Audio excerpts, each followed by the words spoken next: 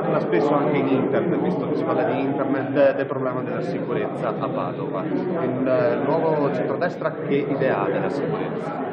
È un'idea completamente diversa di sicurezza rispetto a quella che abbiamo visto in questi ultimi anni a Padova.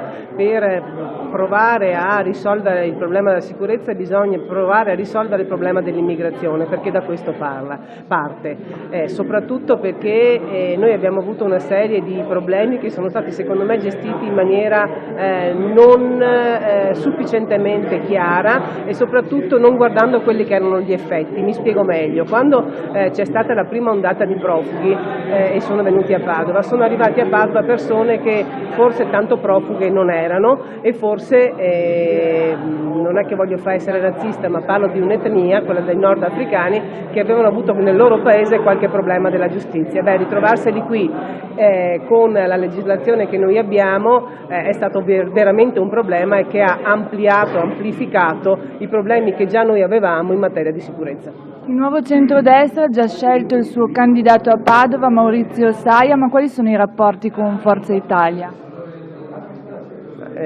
Non so rispondere, nel senso che i rapporti personali sono buoni, li continuo a vedere anche giù a Roma, però voglio dire, la politica è una questione diversa e mi sembrano che sia ancora tutto in alto mare.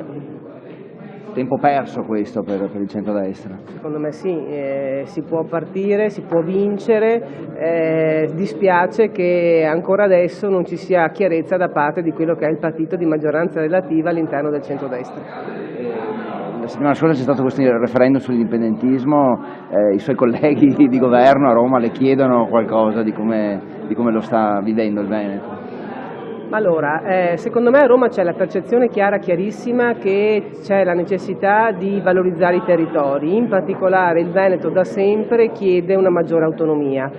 Se però viene fatta in maniera seria, come può essere attraverso un referendum regionale o come quando si è provato a chiedere che il Veneto diventasse tutto regione speciale, veniamo presi seriamente.